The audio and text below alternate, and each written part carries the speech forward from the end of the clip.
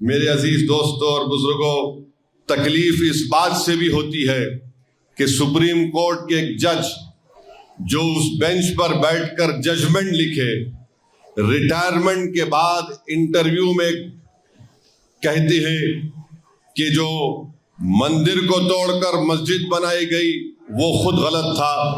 ارے آپ جب جج تھے، آپ نے فیصلہ لکھا، جب آپ کو خیال نہیں آیا، آپ نے اپنے فیصلے میں لکھا کہ مندر کو توڑ کر مسجد نہیں بنائی گئی تھی، اور مسجد اور مندر کے درمیان میں جو کتنا زیادہ لمبا عرصہ تھا، مگر ریٹائرمنٹ کے بعد جج صاحب جج نہیں رہے تو ان کی زبان آزاد ہو گئی۔ مگر جب آپ کے ہاتھ میں قلم تھا تو آپ نے کیا لکھا؟ آپ نے لکھا کہ مندر کو توڑ کر مسجد نہیں بنائی گئی تھی۔ میرے عزیز دوستوں اور بزرگوں، آج آپ دیکھتے ہیں کہ اس طرح کے ججمنٹ جب آئے تھے، جب یہ ججمنٹ آیا، میں نے اسی وقت کہا تھا کہ یہ آستھا کی بنیاد پر فیصلہ دیا گیا۔ میں آج بھی یہ سوال اٹھا رہا ہوں، اگر 6 دسمبر 1992 کو اگر مسجد شہید نہیں ہوتی تو سپریم کورٹ کے ججز کیا فیصلہ دیتے؟ کیا فیصلہ دیتے آپ نے آستھا کی بنیاد پر فیصلہ دیا، اور پھر جو مسجد 400 سال سے ٹھہری ہوئی تھی اس کو آپ نے اپنے کورٹ کے ججمنٹ میں کہا ہے it is a violation of rule of law, اور جج صاحب بعد میں انٹرویو میں یہ بات کہتے ہیں۔ بہرحال ان کا چہرہ سامنے آ گیا دنیا کے سامنے، مگر اس بات کو ہم کو سمجھنا اور یاد رکھنا ہے کہ 6 دسمبر ایک یوم سیاہ ہے۔ 6 دسمبر ہمارے ملک کے لیے ایک سیاہ دن ہے، جس طرح گاندھی کو جس دن مارا گیا تھا وہ یوم سیاہ ہے۔ جس دن 6 دسمبر 92 کو مسجد کو شہید کیا گیا وہ ایک کالا دن تھا۔ جس دن اندرا گاندھی کے قتل کے بعد دلی کے سڑکوں پر سکھوں کا خون کی ہولی کھیلی گئی جو ملک کے لیے کالا دن تھا۔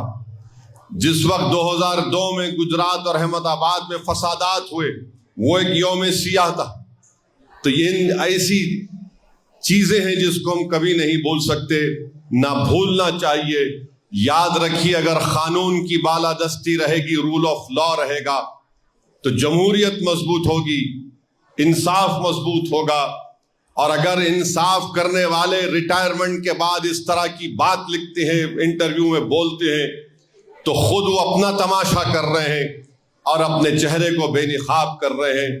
بہرحال میرے عزیز دوستوں اور بزرگوں، آج وقت یہ ہے کہ ہم کو متحدہ طور پر اپنی عبادت گاہوں کی حفاظت کرنا ہے، اور جو فیصلہ سپریم کورٹ سے آیا تھا جو آستھا کی بنیاد پر تھا، آج آپ دیکھتے ہیں کہ 1991 پلیسز آف ورشپ ایکٹ ہونے کے باوجود بھی کئی مساجد کے اوپر کیسز پڑ جاتے ہیں، اور اسی بابری مسجد کے کیس میں اس ججز نے لکھا تھا کہ پلیسز آف ورشپ ایکٹ کا تعلق بیسک سٹرکچر سے ہے۔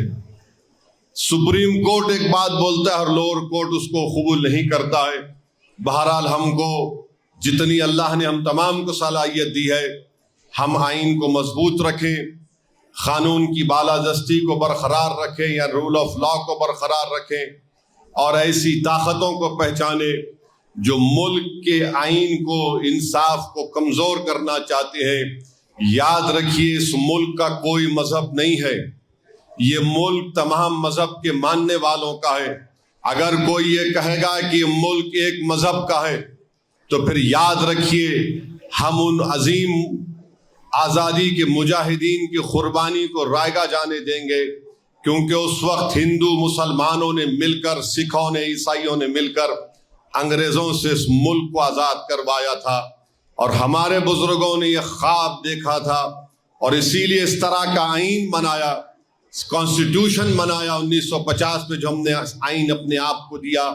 وہ یہ کہتا ہے کہ انڈیا جو اس کا پریامبل ہے، اس کا جو کہتا، اس میں یہ بات لکھی گئی کہ لبرٹی، ایکوالٹی، جسٹس، فریٹرنٹی، یہ 4 چیزیں جب آپ بات کرتے ہیں تو کسی ایک مذہب کی تائید میں بات نہیں ہوتی۔ تو بہرحال یہ چیزیں ہیں جس پر آپ کو ہم کو غور کرنا ہے۔